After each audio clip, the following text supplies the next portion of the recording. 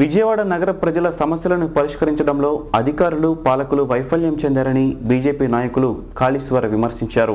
ప్రజల గోడును వినే నాయకులే కరువయ్యారని ఆవేదన వ్యక్తం చేశారు. తమ పార్టీ ఆధ్వర్యంలో అన్ని డివిజన్లలో బాక్సులు ఏర్పాటు చేస్తున్నామని, ప్రజల నుండి వచ్చిన ఫిర్యాదులు అధికారుల దృష్టికి తీసుకువెళ్లి పరిష్కరించేందుకు కృషి చేస్తామని తెలియజేశారు. వన్ టౌన్ పంజా సెంటర్లో బీజేపీ పార్టీ ఆధ్వర్యంలో ధర్నా జరిగింది. ఈ ధర్నాలో పోస్టు బాక్సులను ప్రదర్శించారు. ధర్నాకు నేతృత్వం వహించిన బీజేపీ నాయకులు కాళేశ్వర్ మాట్లాడుతూ విజయవాడ నగర ప్రజలు పలు సమస్యలతో బాధలు పడుతున్నారని తెలిపారు. ప్రజల గోడును వినేవారే కరువయ్యారని ఆవేదన వ్యక్తం చేశారు. తమ పార్టీ ఆధ్వర్యంలో అన్ని డివిజన్లలో బాక్సులు ఏర్పాటు చేస్తున్నట్లు తెలిపారు. ప్రజల నుండి వచ్చిన ఫిర్యాదులను అధికారుల దృష్టికి తీసుకువెళ్లి వాటి పరిష్కారానికి తమ వంతు కృషి చేస్తామని హామీ ఇచ్చారు. భారతీయ జనతా పార్టీ ఎస్సీ మోర్చా వారు అధికారుల దృష్టికి సమస్యలను తీసుకుని వెళ్ళి సమస్యలను పరిష్కరించవలసిందిగా కోరుతాము. ఒకవేళ స్పందించిన పక్షంలో భారతీయ జనతా పార్టీ తీవ్ర స్థాయిలో ఉద్యమం చేసి ప్రజలకు అండగా నిలబడతామని చెప్పి భారతీయ జనతా పార్టీ ఎస్సీ మోర్చా తరఫున మేము తెలియజేసుకుంటూ ఈ కంప్లైంట్ బాక్సులని ప్రతి డివిజన్లో కూడా ఏర్పాటు చేయడం జరుగుతుంది. ఆ కంప్లైంట్ బాక్సుల దగ్గరికి వెళ్ళి మీరు ఫిర్యాదులు వేస్తే చాలు, ఆ ఫిర్యాదులు మేము వెంటనే సేకరించి వీక్లీ 2 times సేకరించడం జరుగుతుంది.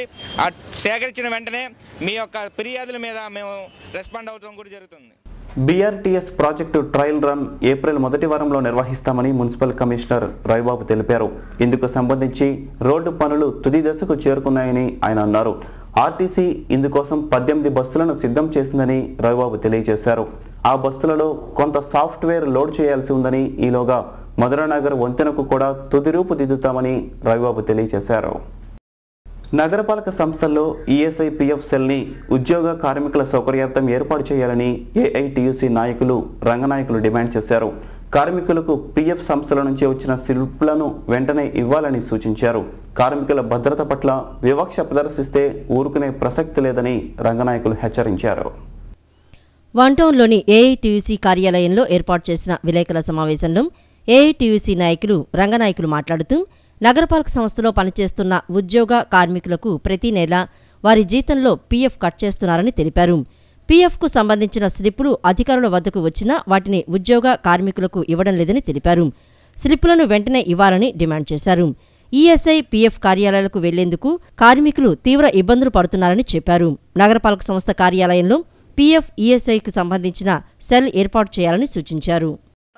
ఎప్పుడు అవసరమైతే 6 నెలల పాటు ఆ కోర్సులో ఉంటుంది కాబట్టి ఈ 2 నెలలు క్లియర్ అంతవరకు ఫారం 37 ఇచ్చి ఈ కార్మికులందరినీ ఆదుకోవాలని చెప్పి డిమాండ్ చేస్తా ఉన్నాం. ఈ విధంగా చేయకపోతే జరిగేటువంటి పరిస్థితులకి మున్సిపల్ కార్పొరేషన్ బాధ్యత వహించాల్సి ఉంటుందని చెప్తా ఉన్నాం. ఇంకొక రకంగా ఇవాళ ఎక్కడైతే కార్మికుడు 1 నెల 2 నెలలు హాస్పిటల్లో ఉంటే నేను పనిలో తీసుకోమని చెప్తా ఉన్నారు. ఒక రకంగా కార్పొరేషన్ ట్రీట్మెంట్ చేయకపోగా వాళ్ళ డబ్బులు కట్టించుకొని వాళ్ళని ఆర్థికంగా నష్టపెట్టినటువంటి సందర్భంలో కూడా ఆ విధంగా చేస్తే కార్పొరేషన్ మీద 4 రకాలైనటువంటి కేసులు పెట్టచ్చు.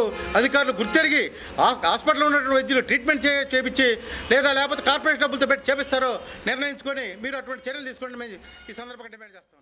ఇప్పుడు కాసేపు ప్రకటనలో